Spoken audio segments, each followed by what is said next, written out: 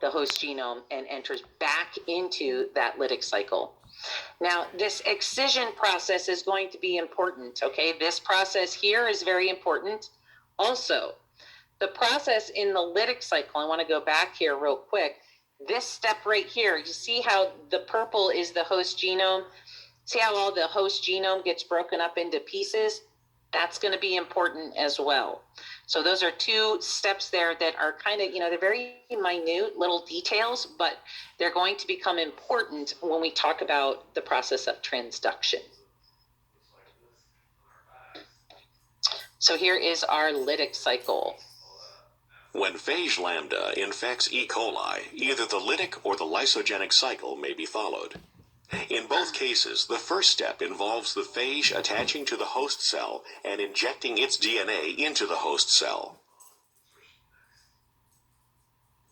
In the lytic cycle, phage nucleic acid is replicated and phage genes are expressed, resulting in production of phage proteins. Mature phage particles assemble and the host cell lyses, releasing the phage particles. In the lysogenic cycle, the phage DNA is not replicated or transcribed. Instead, the phage DNA integrates into the host cell genome. The host cell can then replicate, carrying the integrated phage genome.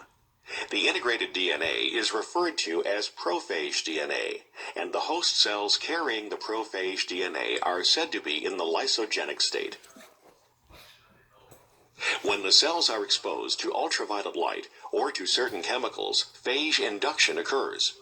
The prophage DNA is excised and the phage enters the lytic cycle.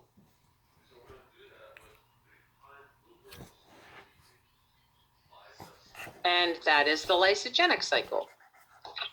Now, there are some effects of lysogeny that are important. First is reinfection immunity. Because that prophage, right, is inserted in a specific region, that bacteria cell cannot be reinfected by the same class of phage again. So once a T4 phage has infected the cell, it can't get reinfected by another T4.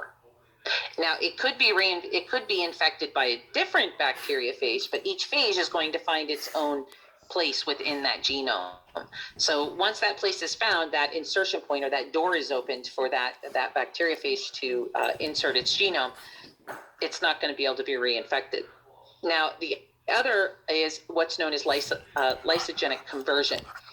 Because these bacteria because these viruses, are introducing new genetic material, this can sometimes cause effects to be observed in the processes of the bacteria cells that are infected, such as a bacteriophage inserting its genome in the middle of a gene or in the middle of a regulatory region.